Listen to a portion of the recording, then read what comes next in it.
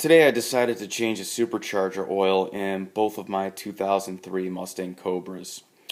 I actually just finished up both of them, and I figured I would just go over real quick on what I did and why. So basically, that bolt directly in front of me, just underneath the SVT, just below the S, all you got to do is take a little hex screw. I use that one right there. And I just use that to loosen it up, take the bolt out.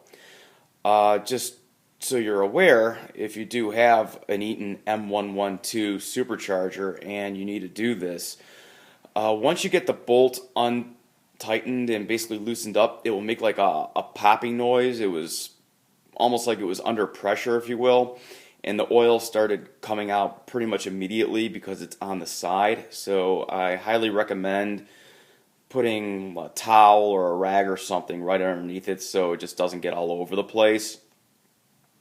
So once you open it up, all you got to do is take a siphon or a syringe, which is what I used, this syringe right here with that long tube.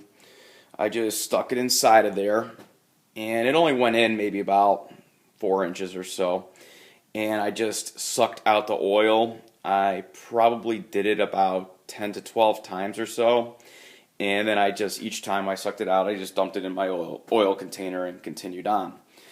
And once that was completely done, all you really have to do is take the fresh supercharger oil, and the best way that I was able to figure out to do this to be as neat as possible, I just opened up my supercharger oil container, and I stuck a different syringe that was clean, this one right here, just shoved it right inside the container, sucked out the fresh oil, then I shoved the tube inside that little bolt right there, inside the hole, and I just squeezed the new oil in. It was pretty much that easy. And I did try to look online a little bit on some SVT forums and stuff to see how much oil is supposed to go inside of here. And from what I read, it's supposed to take anywhere from 8 to 10 ounces. Each of these bottles that I got from the parts dealer, they were 4 ounces each. So, you figure you're going to use 2, maybe 2.5 of these bottles. In my personal experience with these just now, it certainly did not take 10 ounces from me. I mean, pretty much after I got 2 bottles worth in there, and right when I took the tube out, it started just pouring right back out. So what I did was I immediately got the bolt right back in there, and I just screwed it right back in. And pretty much what I read online, that's just how it is with these, because the bolt's on the side. I mean, it would have been a lot easier if the bolt was on top, obviously, so you could just squirt it in, and then, gravity's working with you, and you don't have to worry about the oil coming back out. So that is just one small thing to be aware of, is you got to be ready to put that bolt back in just so the oil doesn't come back out again. The reason why I decided to do it was, the cars are 9 years old. Obviously, it's never been done before.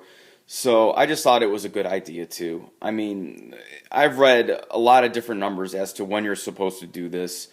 I've read anywhere from you never need to do it to do it at 100,000 miles. And from what I gathered on the forums, not too many people agreed with that. Some people said 50,000 miles. I've heard 30,000 miles, 20,000 miles.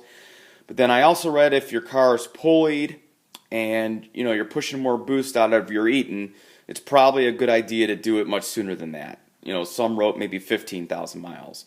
I even read some people's comments saying they do it every season, and I really think that's the best thing to do, especially if your supercharger's pullied. It's probably a good idea because you're getting a lot more heat built up in this Eaton if you're pushing, maybe about 14 pounds of boost, because from the factory they're only set at 8.5 pounds.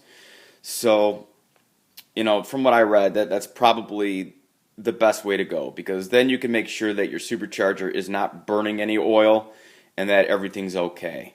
So, both of my superchargers, the oil was pretty clean in them. They did not stink at all. I changed the supercharger oil in a different car, mine a 1996 Buick Riviera, and the supercharger oil was disgusting. It stunk so bad. These did not smell at all, but I mean they were maybe slightly dirty, slightly colored in them, but they were still really clean. I mean, did it need to be done? No. But I'm glad I did it, because now I know everything's good, everything's clean inside of there.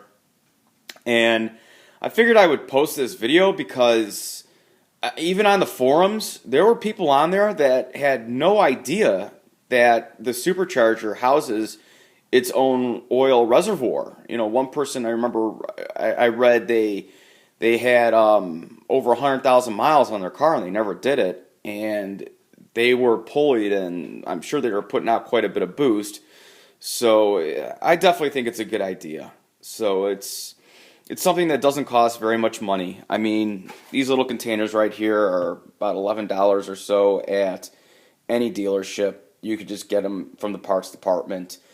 You probably won't find any in any like local auto parts stores or anything like that. But still, it's a lot cheaper just to replace some supercharger oil than it is to rebuild or replace a supercharger. But I looked on YouTube and I did not find one video that showed somebody changing the supercharger oil specifically in Eaton M112 that goes in, an 0304 Cobra, for example, or like a late 90s, early 2000s Jaguar XJR. They also have the same exact Eaton that these Cobras do. So I figured since there wasn't any videos at all on there, that I would just post one just so, number one, people are aware that, these 0304 Cobras, for example, do have that separate oil reservoir. So, I mean, it would really suck if somebody, ruined their supercharger because they were burning oil inside of there and they just didn't even know. So I just thought I would do this real quick just to, get the information out there so more people are aware that, that's exactly what that little bolt is right there, is that separate oil reservoir. So, I mean, the worst part about this whole thing was just the oil spilling out of the side when I was trying to get the fresh stuff back in and getting that bolt back in there. But there really didn't seem to be any kind of trick to prevent it. So it just seems like it's something you just got to deal with when you do this. But other than that, it was pretty much a piece of cake. So, yeah, hopefully this helps somebody out. Have a good one.